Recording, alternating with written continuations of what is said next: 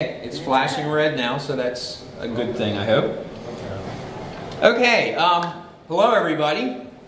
My name is Dave Watts, and we have Kirsten Berghardt sitting here in the corner. And this is kind of a joint presentation because basically when we started out, neither of us really knew what we were doing. So we kind of worked together to get to the solution. So this presentation is called All Good Things Must Come to an End. And it's probably kind of odd to have this at a Drupal conference where everybody's talking about how to use Drupal, and we're going to talk about how not to use Drupal anymore. Now that's not saying anything bad about Drupal. I love Drupal. I don't know a lot about it personally, but I love it. Our company does a lot of work with Drupal, but there are some cases where it might make sense when you have some event-based thing, or you have something that you're not using anymore, to take that off of Drupal and put it somewhere else. So specifically, the somewhere else that we're going to talk about in here is Amazon S3. So we're basically going to talk about the process of taking a Drupal site and putting it on Amazon S3.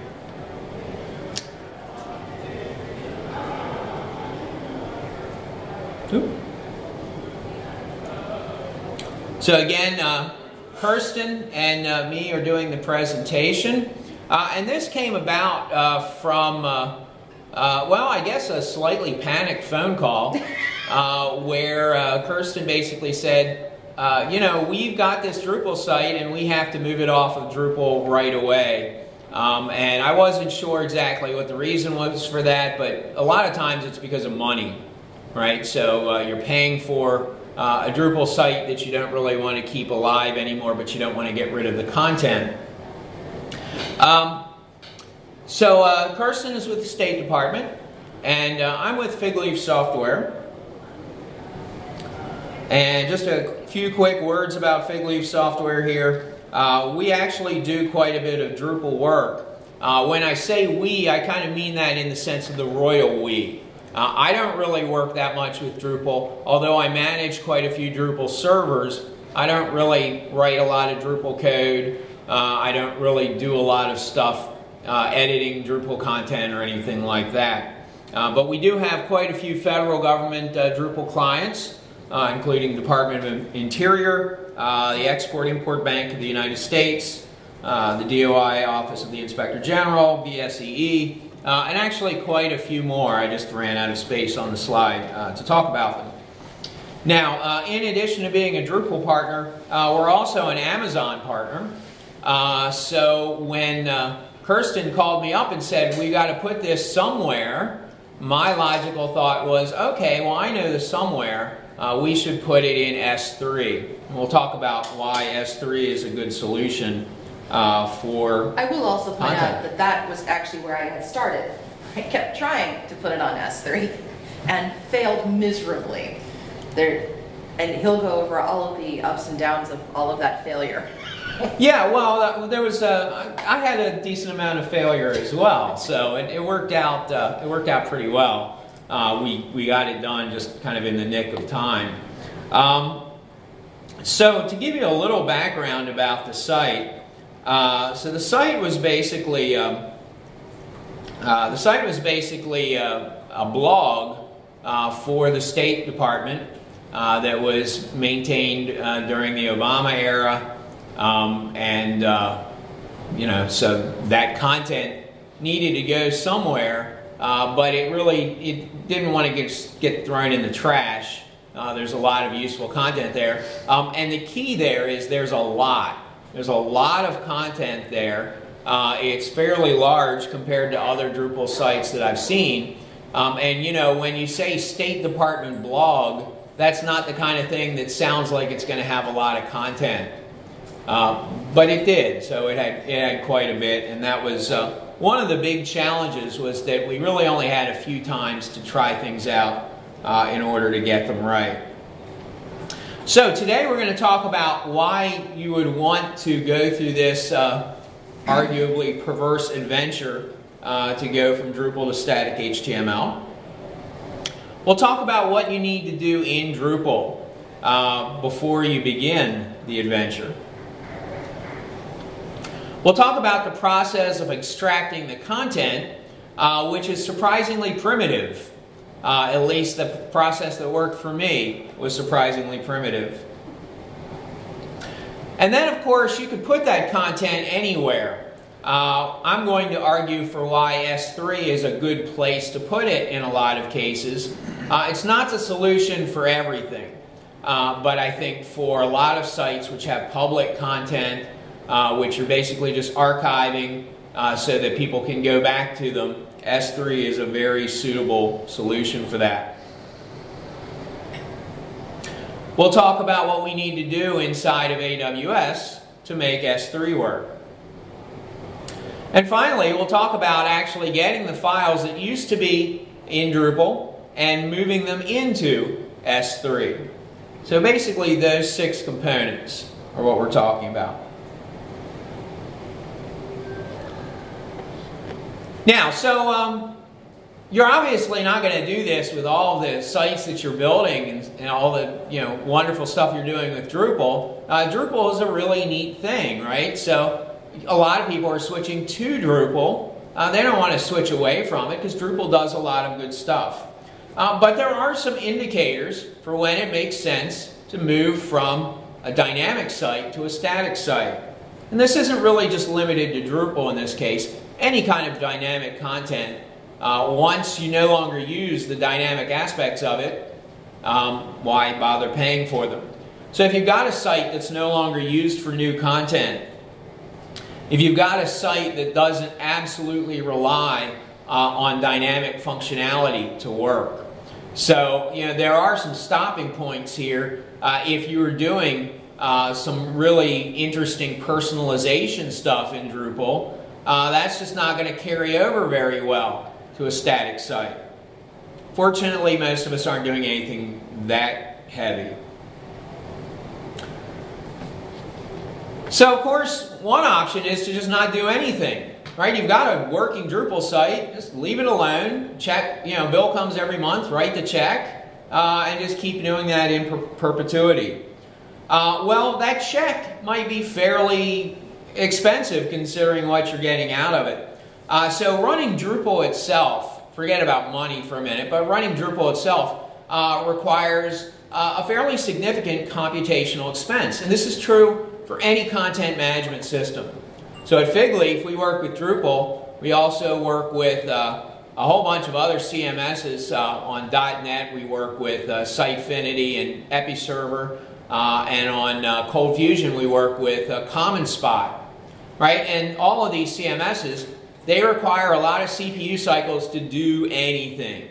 Right? And that's kind of the point. You want to have a system that can respond to various kinds of input and can be flexible. So you're going to have, you're going to have a very high spend of CPU cycles to get where you want to go. Now, that brings along related maintenance costs. I maintain a lot of Drupal servers for various folks. And, to kind of keep them going, typically we're talking about 2 or more server instances behind a load balancer with distributed database functionality. Kind of stuff you get kind of out of the box with Acquia Cloud. The reason Acquia Cloud is as expensive as it is because they kind of do all this stuff behind the scenes. We do a lot of this stuff for our customers directly in AWS, and we're able to get a lower price for it, but it means that we have to do a lot of work. So one of the example clients I like to talk about a lot is the Export-Import Bank of the United States, which is running on Drupal, obviously. And they have multiple servers, and these servers are placed in different areas of the country, and they have a virtualized load balancer in front of them. And that load balancer always has 4 points of access, so it's very unlikely to become unavailable. And then it uses a distributed database environment. Now, Amazon makes a lot of that stuff pretty easy out of the box, but still requires maintenance, right? And it still requires patching, So we actually have a formal patch process where we have to pull one instance out of service temporarily, patch the operating system, patch whatever needs to be patched, etc., and then put that back into the production pool. For Export-Import Bank, they actually have a production environment, and then they have an identical staging environment. This is a lot of infrastructure, right? Now, every 4 years when someone gets elected president, the president always threatens to stop funding for the organization. And at that point, they would basically have to roll up everything and go home. They would basically have to minimize that infrastructure. It's a lot of infrastructure. Fortunately, every president who comes in, then they realize how valuable the Export-Import Bank is, and they decide not to roll it up. So whoever's out of power is always against them. It doesn't matter what party it is, but you can predict who's in favor of them and who's against them, based on who's in power right now. So maintenance costs for a Drupal environment can be pretty expensive. And then, of course, there are security costs. When I checked in today and went up to the registration desk, I noticed there was a Drupal security magazine. That's a lot of information just specifically about, okay, how do you prevent this problem? How do you prevent that problem? Many, many problems that you can have with dynamic content. Anytime you have a site that accepts data from users and does something with that data, there's a whole long list of things that can happen. In the security world, we call them the OWASP top 10. I don't know if I pronounced OWASP right, but anyway, top 10 security problems, things like SQL injections, things like cross-site security scripting, cross-site request forgery, yada, yada, yada, a whole bunch of problems that you can have. New problems are discovered all the time. So if you have a Drupal site and it has, 20 modules in it or 10 modules in it, some of those are custom and some of them are contributed from the community, there's quite a bit of dancing going on to make sure that when a problem comes out in one of these modules or is discovered, that someone gets on that and fixes it, right? So for contributed modules, you're kind of on your own unless you're going to, do the source code yourself and fork that.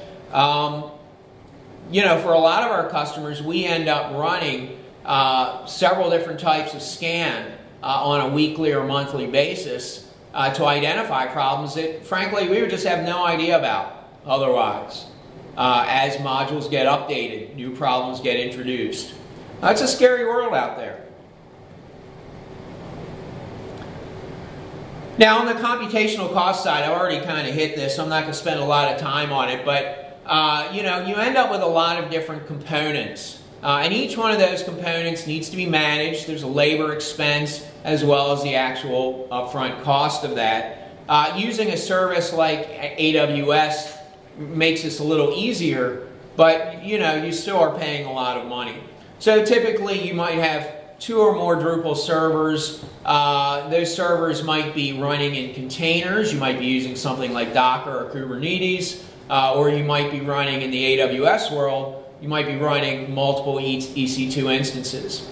If you're running multiple EC2 instances, you have to have some mechanism for them to share files, whether it's rsync from one instance to another. That doesn't really scale well beyond 2. Or something like Elastic File System, where you have each instance reading and writing information to a shared data store. So again, all these components, they need to be managed. And a lot of times they require code changes in whatever you're writing to make sure that they actually work in your environment. So quite a bit of work in that. And of course, once you get that set up, at that point you're just paying for maintenance for all those different things, and then again security for all those different things. So, you're not going to obviously leave this and just run back and say, I'm going to turn all my stuff static, right? That would be kind of defeating the point. But there are things that you should look for, right? So, for example, this conference. What happens when this conference is over? right? No one's going to contribute more content to this conference. The whole site probably ought to be wrapped up and stored as static content somewhere so you can go back to the 2017 archive without someone actually having to manage that. Okay, so let's talk about how we actually get Drupal ready. So Drupal, like pretty much any content management system you're going to find, does all kinds of wacky things in the URL space. So, you know, the URL space is what you type in the location bar of your browser. URLs don't actually have to correspond to meaningful file names.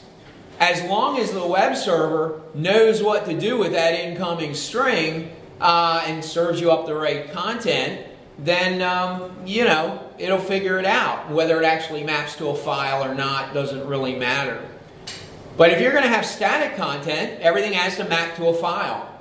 It's got to, because all you're going to have is files, right? So you kind of have to, you know, go through Drupal and make sure that you can store everything mapped to an actual file. So dynamic content is not going to work. Things like forms, most sites have a search form on their page. That's not going to work, at least as is. If you want to make content searchable, that's something you could do. We didn't cover that in these materials, but you could certainly do that. But that functionality would have to change pretty significantly. I should also point out that I used bad decision in order to turn off a lot of stuff. So yeah, who wants to actually add that to their website? I did. So I turned off a bunch of stuff using bad decisions, the module, and then went back through and then verified all of the different views. It took me probably a good 2 days of checking every single freaking link in order to make sure that I turned off everything that was dynamic. And then Dave still found more stuff that I had missed. So we constantly so the bad decisions module is not going to do everything for you, and I love the name of that, right? Because that, if there were a module that represented my life, that would be it. And you know, frankly, if your goal is to shutter the site, it's okay to make bad decisions. It would not be good for running a continuous Drupal site, right? Because at the end of the day, the goal is you're going to turn everything off, right? So, you know, that's an okay thing. So any kind of dynamic functionality is going to be an issue. And another thing, again, the URL space was really a big problem for us because a lot of Drupal URLs don't really map to meaningful file names. You're going to put a file on an operating system. Each operating system has, you know, a fairly limited set of rules about how you can name things, what characters you can use, and that sort of stuff. So one problem that we had was with images specifically. There's basically some randomization element called ITOK, an image token, and then node links, which were not really a big problem for us, but would be a big problem for other sites. So removing dynamic content, there's actually a form called, or a module rather, called Disable All Forms, and you could use that to, well, do what it says on the tin. You also kind of have to have some knowledge of your site, right? So if you have other things going on, you're going to have to go in and one by one disable those modules. Now, fortunately, in our case, Kirsten either knew all that stuff or that stuff wasn't there. Because I'm not really, like, if you ask me which Drupal module did you use to do this, I don't know, because I'm not a Drupal guy. So you will need to have someone with expertise, some level of expertise in Drupal itself to kind of tell you, okay, these things are dynamic and these things aren't.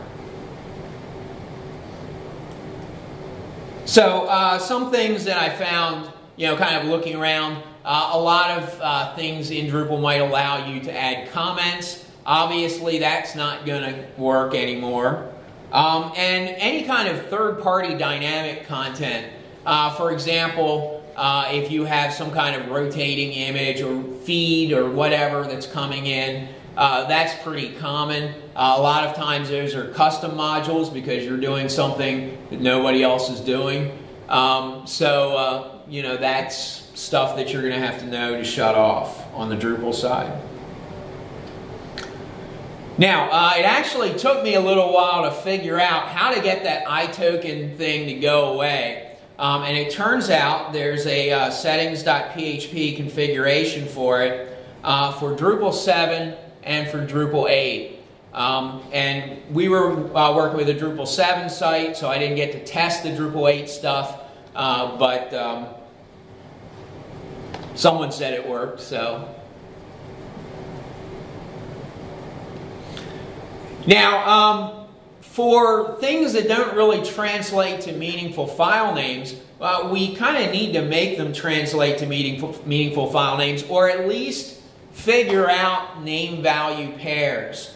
So one of the things that Drupal does, which frankly I find really, really annoying, is it lets you create these sort of, I don't know what I would call them. They're not virtual URLs, but they're URLs that don't obviously translate to a meaningful name. Now, that's just kind of a bad thing to do in any system. Ideally, your file names or whatever's in the URL should actually present some meaningful content to the user. Sir Tim, the guy who invented the web, has a neat article about this called "Cool URIs Don't Change." So if you're ever migrating from one system to another, you don't want to have to, have the world's biggest mod rewrite file to take all your bad URIs and rewrite them as good URIs. So that's something that ideally you'll have fixed in the past anyway, but a lot of times people are using these. And of course, what am I going to save that as? Well, that's not really a useful URL from the perspective of having a file on the file system. Now, there are a variety of ways that you can actually get a list of nodes and basically the corresponding, not really real URIs, but the friendly URIs that correspond to them, and identify those. It is actually possible for you to take those and import them as redirects into Amazon S3. So if you want to keep that structure because you've gained SEO value from it or whatever, you can keep that structure, but you have to identify that structure before you finish, I guess. Now, there are a lot of things you can do in Drupal. Again, I'm not really a Drupal expert, but I am confident with a lot of other systems. So one thing that you can do is you can actually run searches against Google to find specific URL patterns. So if Google is crawling your site, I guess I'm assuming your site is public. If Google is crawling your site, you can use things like in-URL searches. So the in-URL operator will let you specify a pattern like node, and then you get a big list. And you can actually even do some neat stuff from a command prompt with that. So if you wanted to kind of get comma delimited file of node links and where they actually go, you could do some of that at least from Google. You could identify the node links and you could find out the page titles, and then you could use that information to find out page IDs inside of Drupal.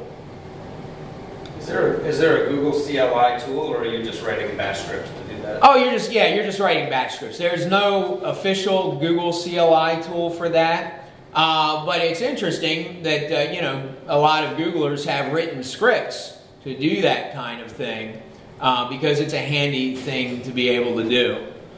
So if you have any friends who are Googlers and you're lazy like me, you can ask them. And a lot of times you can get useful things.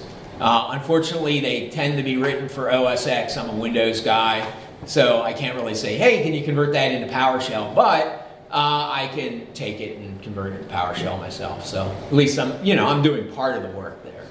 So now you can also, of course, you can modify your web server before you extract the content. You can modify your web server to basically take these and rewrite them as friendly URLs, right? So if you're not attached to using the node links themselves, then you can modify the web server. Fortunately, in Kirsten's case, we really didn't have that problem.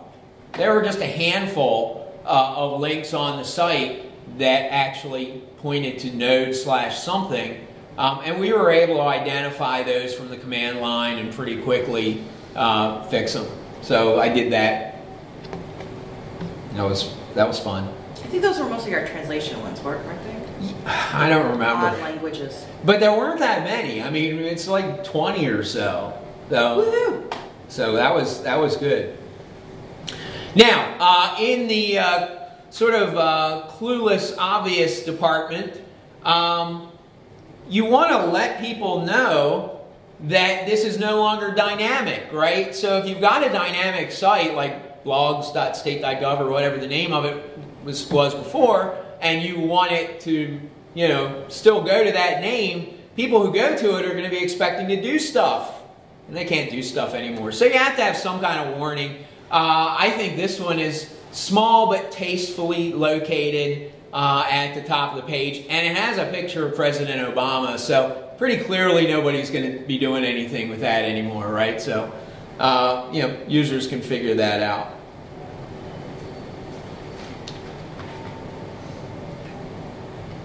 Okay, so now we've done our stuff in Drupal. We're ready to fetch the content to disk. And this is actually, for me, this was the hard part.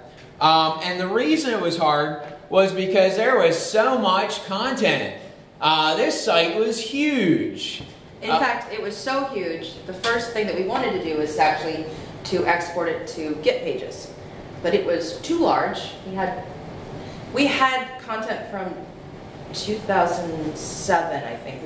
We went back into the Bush administration because they never archived it.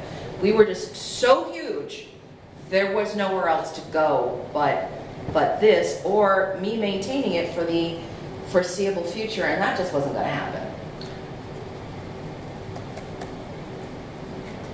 So if I actually go to a copy of the site here, I'm not going to fill out the survey. So there's a lot I mean, the site is pretty simple. It's basically divided up into stories and regions. But if I choose a region, it'll show me like the top 9 or 12 or some stories. And then there's a pager. And you'll notice that you have a dynamic URL, latest stories, and then field region TID equals 1840, which is some gibberish that I don't need to worry about. But basically, when you fetch this data, you're going to end up with a whole bunch of pages called latest stories. Literally thousands of them, or tens of thousands, or hundreds of thousands, depending on how far those pages go. Those pages go above 100.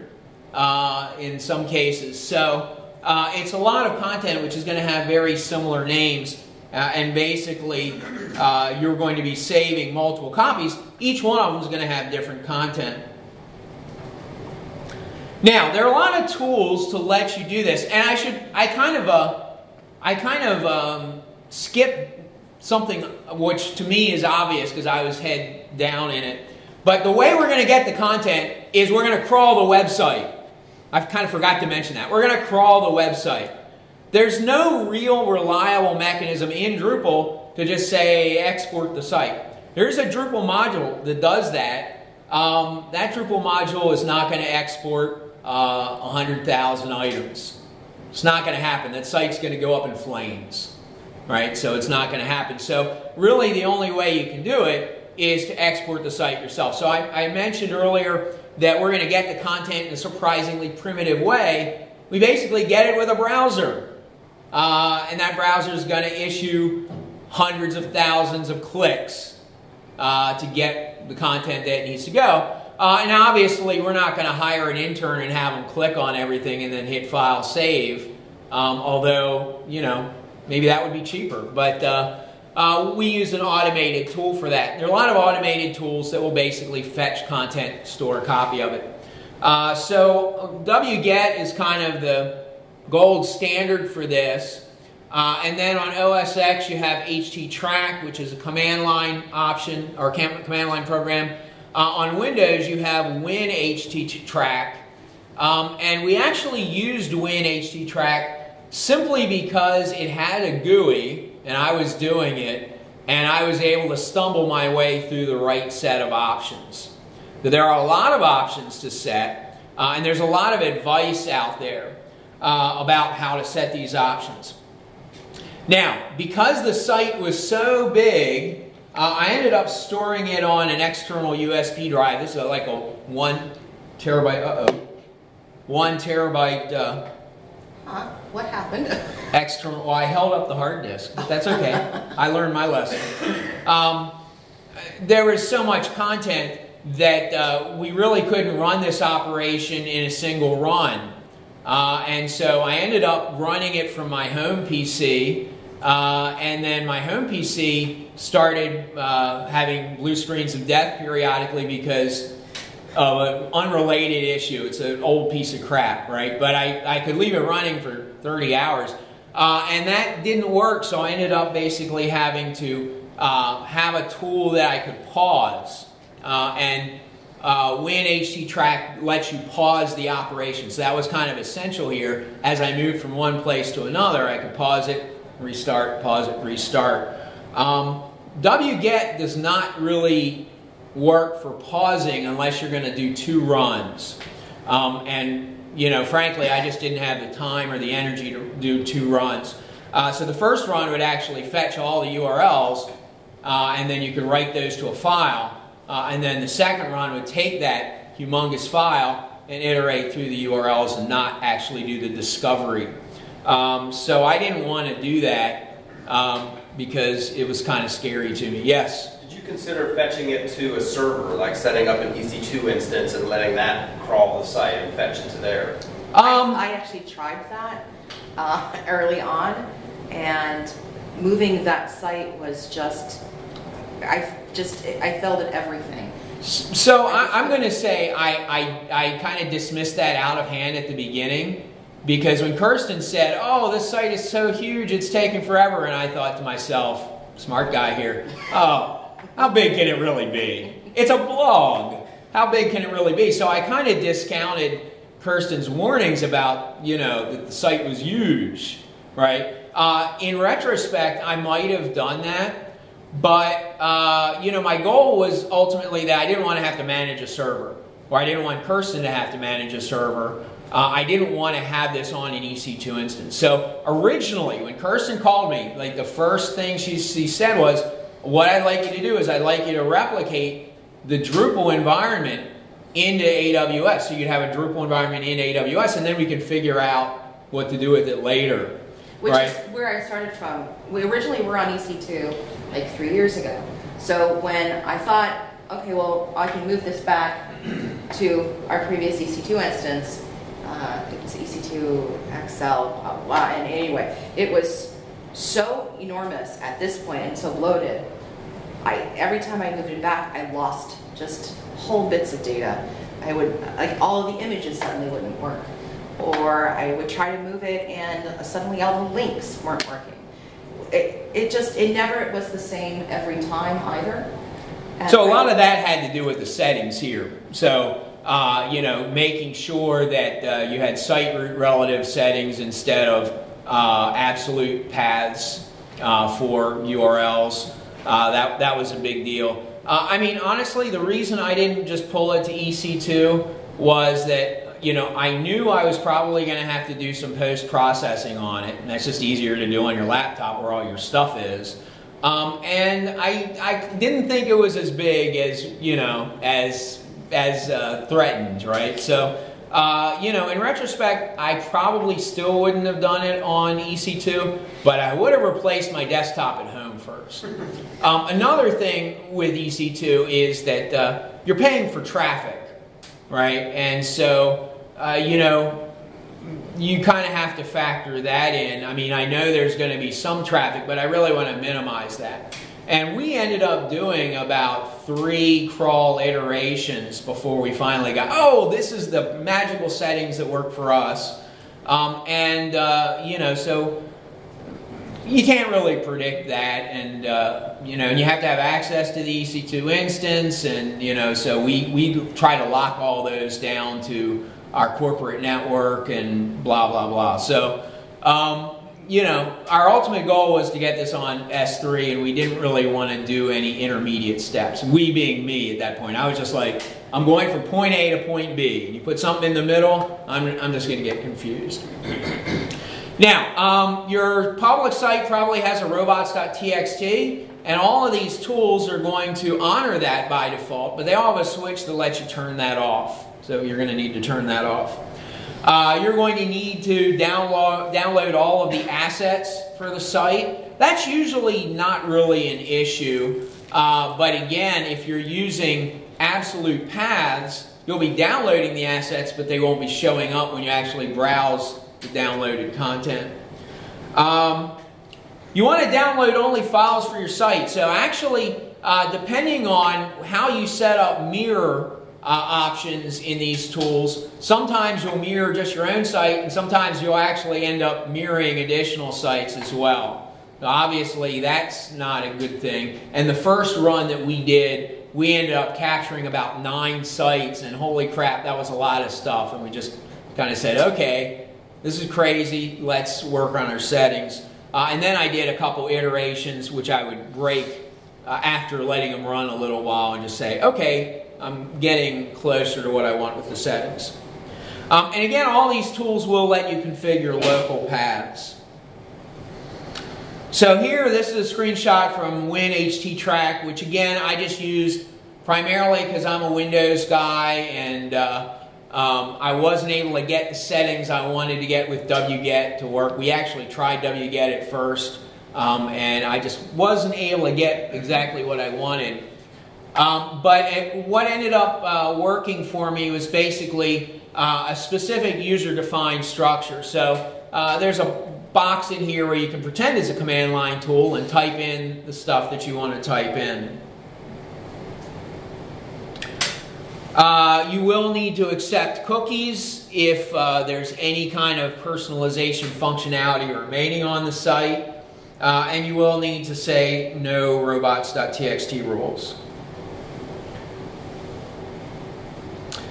Now, despite going through that about 4 times, we still didn't get exactly what we wanted. And we noticed some specific file paths that were not right. And basically, we just ended up fixing those. And that's fairly easy to do, especially on OS X, where you do have all the nice command line tools. On Windows 10, actually, you can get all that stuff now. There's basically Ubuntu for Windows, which is kind of neat. It runs an Ubuntu micro instance right in Windows 10, which is kind of neat. And you can also use PowerShell. PowerShell supports piping. Piping is really essential here because you're going to want to find instances of one thing and then change stuff within those instances, rather than having it iterate through hundreds and hundreds of thousands of files. Just not going to work out for you. Okay, so now I've got all those files on this silver hard disk. Now what do? Well, we're going to move them to Amazon S3. And S3 stands for Simple Storage System. And like the name indicates, it's made for storing stuff. Now, it's not really made for serving web content, but it does that fairly well if you want to do that. One really nice thing about S3 is that it has a really, really high failure tolerance, right? So if I stand up an EC2 instance and plan to use that as my production server environment, you know, that has a pretty good rate of failure tolerance, but it's much lower than using S3. So S3 it's kind of hard to describe. There's no server that you configure. You basically go into the AWS console, and you create a bucket. And then there's a checkbox that lets you say, I want to use this bucket for web storage, and there are a bunch of other checkboxes as well. Now this bucket is distributed across an entire region, and I'll talk about that in a second. The bucket is the smallest storage container. It doesn't matter if your bucket has 5 files in it or 5 million files. It's just kind of a logical container that gets set up at AWS for you. So there's no practical size limit, but the bucket is basically where we're going to set permissions. So the useful way of thinking of a bucket is who's going to be able to access this content and how are they going to be able to access it. So in this case, I wanted everybody in the world to be able to browse it as a website, and I wanted the two of us to be able to edit the files. And that's it. So that defines a bucket. Now, the bucket will preserve the illusion of directories, but they don't really exist. So every S3 object has its own unique path, which is just a big alphanumeric string, and you might have directories in there, but there's no browsing it like a file system or anything else. It's not a file system. It is a location for objects, and each object has a bunch of metadata. One piece of that metadata is the object identifier, which can look like a URL. It's really not, but it can look like a URL. And all interactions with S3 happen via HTTPS.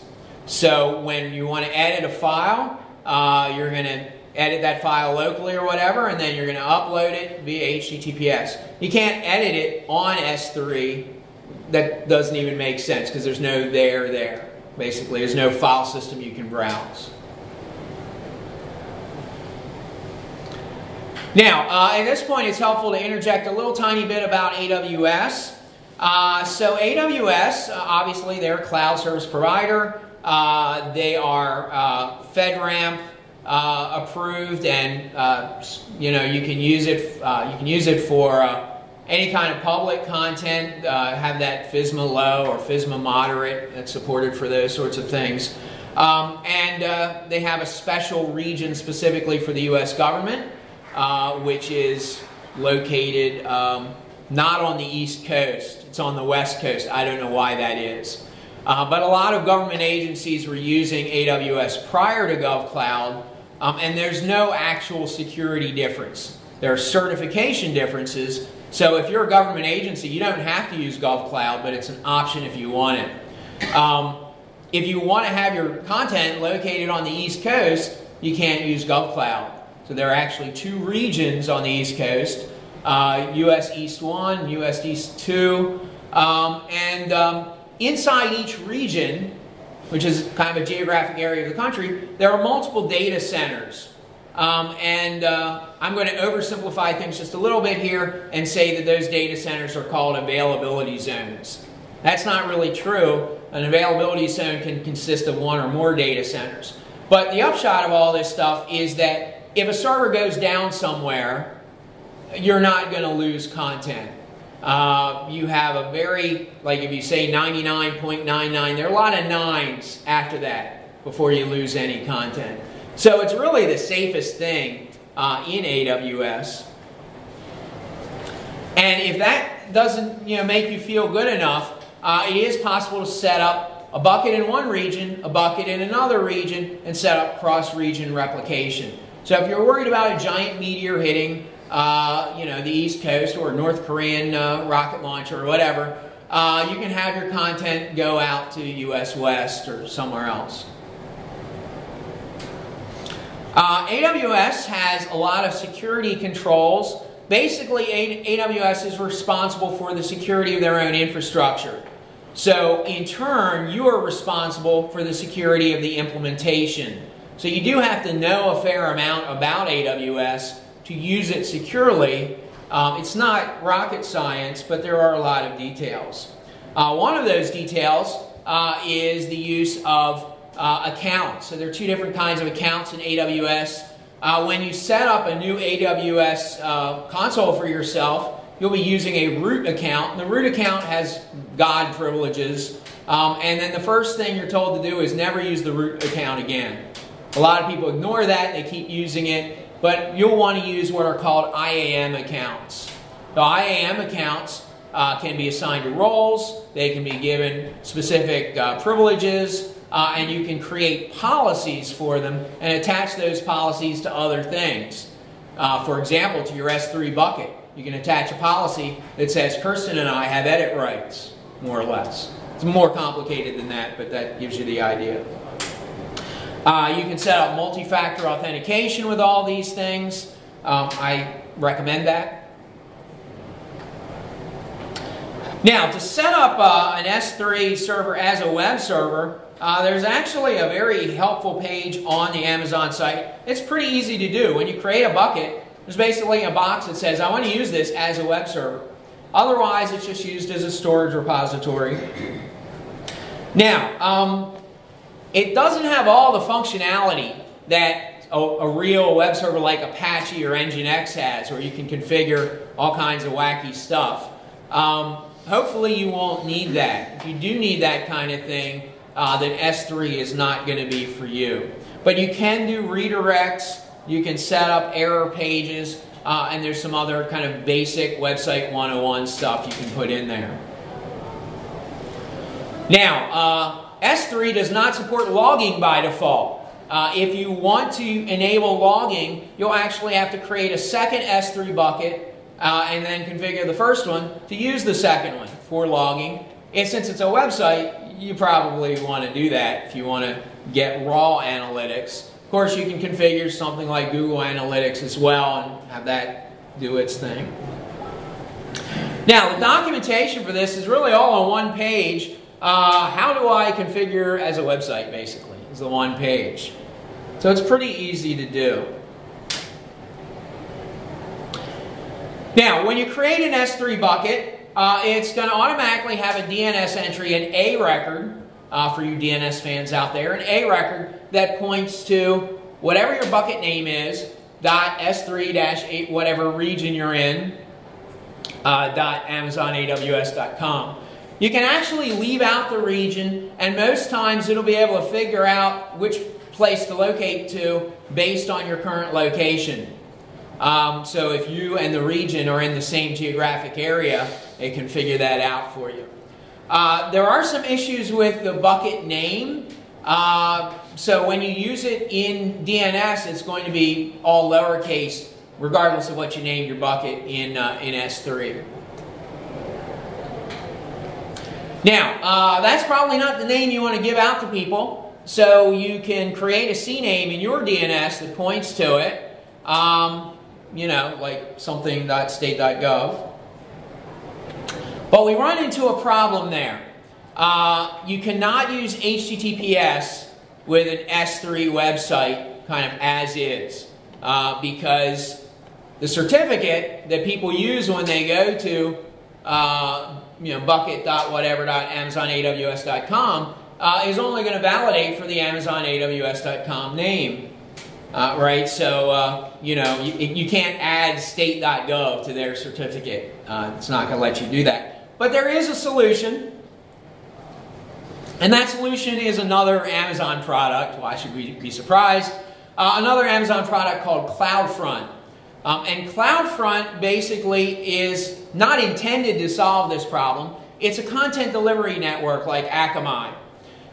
So you can use this. And you might be using something like this already with your existing Drupal site, wherever it is. You might be using Varnish kind of on your own infrastructure. If you're using something like CloudFront or Akamai, it's going to have edge servers all around the world, so that can really work very well for you. So it works a lot like Akamai. It doesn't have as many controls as Akamai. But one thing that it does have is the ability for you to upload whatever HTTPS certificate you want. And so you could upload an HTTPS certificate for whatever.state.gov, and then when people went to that CNAME, all the magic would happen, right? So they would be able to have HTTPS. Now, the way CloudFront is priced is basically on traffic and invalidations.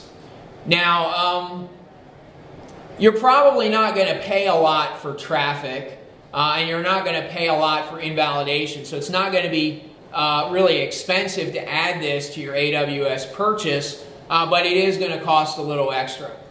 So, you know, CIO recommends using HTTPS for everything, and 99% of the time I stand strongly behind that.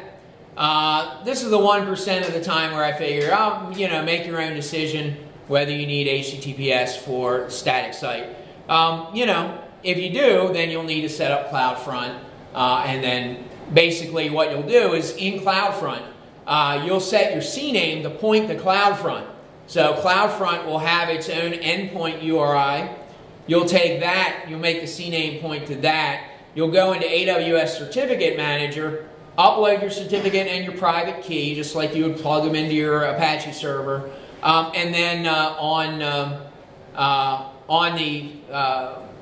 CloudFront distribution inside of the CloudFront console, you'll point that to the bucket.whatever .amazonaws.com. So it's really easy to set up, and I've done that with CloudFront with dynamic content quite a bit. Now, final step is you actually have to get your content to S3. Now, you can actually do that directly within the browser. I do not recommend doing that when you have 100,000 files or so. Chrome is just going to eat up all of the memory on your system, and then you'll get a blue screen of death or whatever, sad Mac, whatever you normally get there. It will eat up all the memory on your system. For OS X, there's a good tool for moving these files called Transmit. It is not free. I think it's about 30 bucks. In the grand scheme of things, that's not much to pay, but it's not free. And then for Windows, there's a tool called CyberDuck. CyberDuck is free, but it's not very good. I'm just going to tell you that, right? And, you know, I use it and I kind of suffer through it, and oh well, at least it was free. Now, it is possible to do this kind of stuff through the AWS command line interface. So from the command line interface, you can issue all sorts of commands, and it's fairly easy to write a batch file that will iterate through all the directories and subdirectories in your capture folder from wget or httrack. They'll all be in a separate folder and have that upload files. So for your initial upload, at least, that's probably the best approach. And then you can use CyberDuck for kind of one-offs, where you've edited a file after the fact and you want to upload that one file. Now, to actually use any of these tools except the command line interface, you will need to have something other than your AWS username and password. You'll have to have something called an access key and then a secret access key. Dumbest naming convention ever. But you'll need those two things, and those are basically just big gibberish strings of alphanumeric characters. So both Panic or Transmit and CyberDuck will require those as arguments. I don't think that the root account gets those. I haven't used the root account for anything except creating IAM accounts in about 2 or 3 years, so I apologize for not knowing. So I think you need an IAM account for that. Okay, I think I have reached the end of my time. So I'd like to, first of all, thank you all for attending. And second of all, put my email address up there, dwatts@figleaf.com. Now, what I forgot to do for this, because I actually thought the presentation was tomorrow, because I'm not the brightest guy in the world. So I was like, oh, I'll work on that Tuesday. I will add a slide with a list of links. And I'll also create a link to this, which I have to get out of presentation mode for. And I'll put it in this slide right now. Hello. Bear with me for just a second.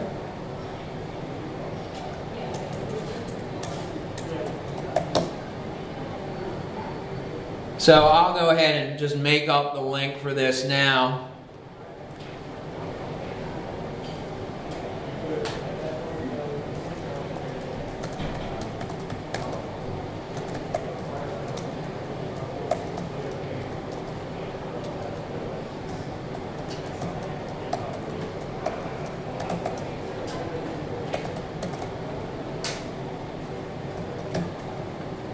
So links.davewatts.net, GovCon 2017. Let me make sure that that's the right thing here.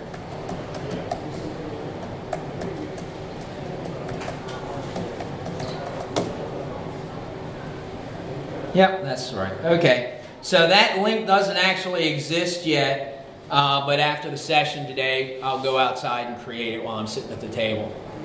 So, links.davewatts.net, GovCon 2017. Okay, are there any questions for either me or Kirsten? Feel free to hit us up on Twitter as well. Yeah, I actually... am. Yeah, you can hit her up on Twitter. I have never actually even changed my little profile picture on Twitter. So I think I've used Twitter like once. I'm just too old for Twitter. You can hit me on Twitter. I guess I'll get that. When you put an @ sign in front of that, right? That's right. What am I, like 70? and then what's yours again? Union Gal.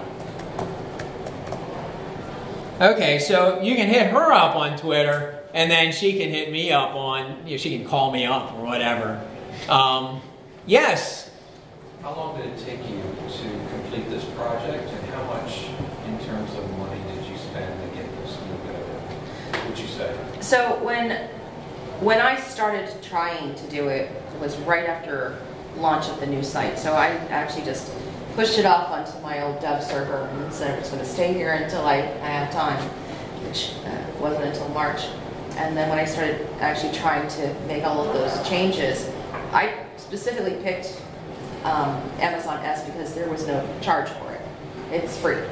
So after that, and all of the multiple attempts, and all of the massive white screens of death, I told my bosses, I'm like, I gotta get some help. And I knew that Fig Leaf did work with Amazon, and so I called up my bosses and said, I know they have a contracting vehicle for this, so can we do like a purchase agreement? I call up Dave in my panicked call, and I'm like, here's what I think we need to do. This is the interim step, which is the EC2 thing. But I keep getting the white screen of death. I really just need this to be a static site on AWS S. And he's like, well, why are we doing EC2? And then we did this as a purchase on a credit card for less than $3,000, maybe? Something Yeah, like it was fairly, the actual labor hours were fairly minimal because I would start a process up and that process might run 30 hours. I'm not billing 30 hours. I'm going and watching TV or something. It ran on my machine, which we actually bailed on, 38 hours at one point. And I'm like, it's just not, I just can't make a copy. So then he tried with his older computers, which seemed to be a little bit faster, and you were still running at like 35 hours. Yeah, it was a lot of content. Well, if you actually look at the content, so remember that each slightly different URL is actually going to look different, all right? So if I actually go to the content, which is right here,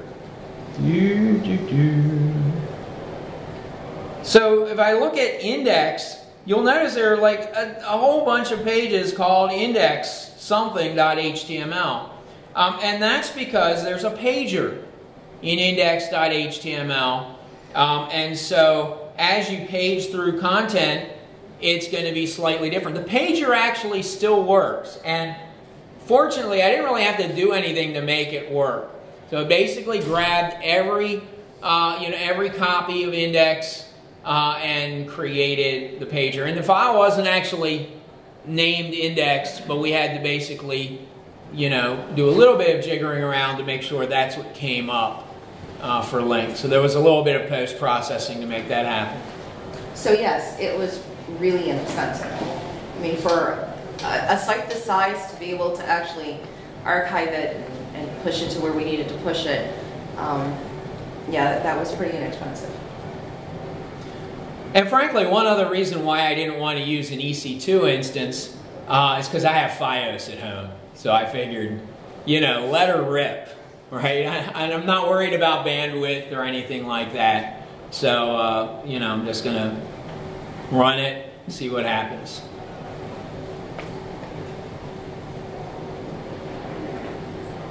Okay, any other questions? All right, well, the keynote starts at about 11:15, so feel free to go up and visit some of our exhibitors upstairs. I believe you guys are upstairs as well? We are upstairs. So feel free to even maybe meet Dave upstairs in a minute. Yeah, I'm going to go up there because I don't really know anything better to do, so that's what I'm going to do. Thank you. Thank you. Thank you for coming. Well, thank you for doing that too. Oh, it was fun. This is You more know, people than I was expecting. it's funny because last night I thought,